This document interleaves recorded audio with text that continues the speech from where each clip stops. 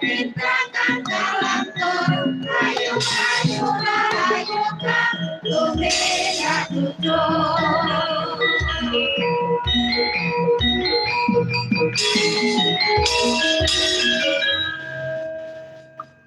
Lagon tumindak jujur. Oh.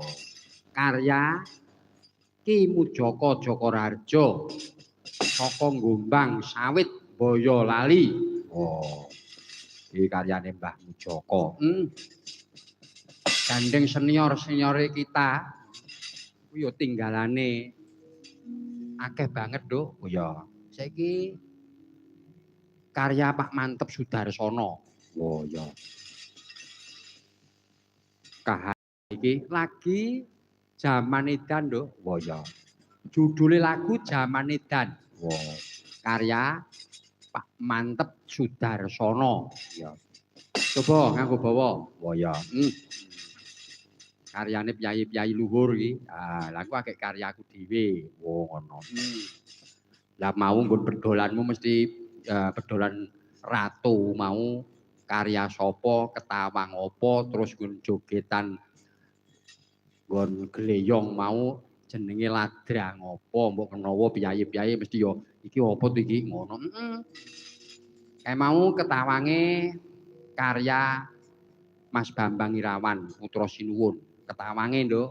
Oh. Mas Bambang Irawan. Iki Putra Sinuwun. Kanjeng Bambang Irawan. Lah terus nggon jogetanmu tak ladrangan.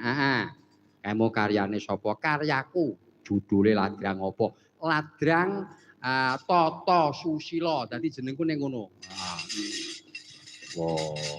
Ora nggo tengkleng, ora Susila tengkleng. Wah, Tata Susila.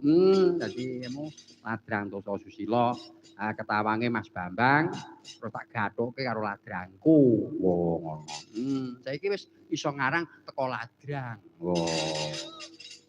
Ya sithik-sithik, Nduk. Wah, ngono.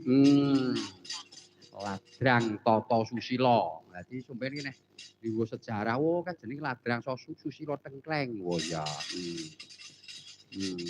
Ya.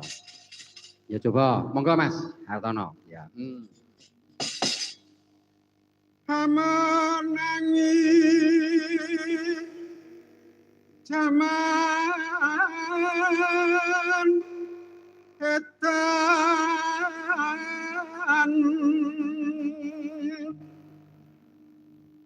hewo kaya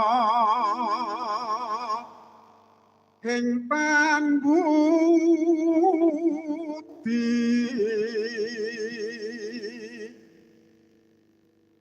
harap ngetan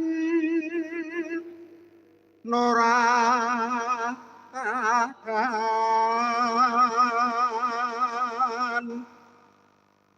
yen tan melu hang lakoni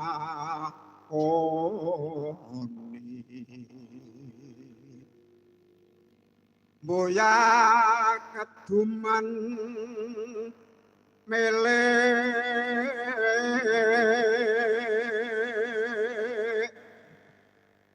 kaliran wakasan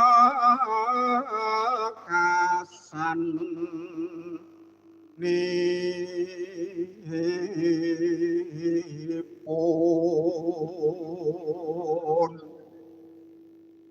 dilala karso Allah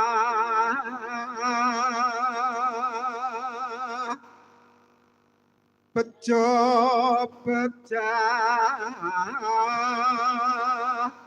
nekang lali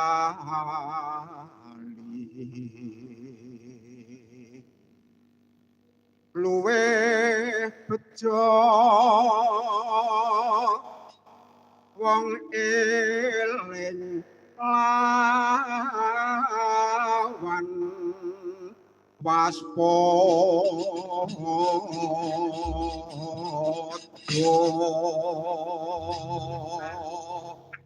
Sip.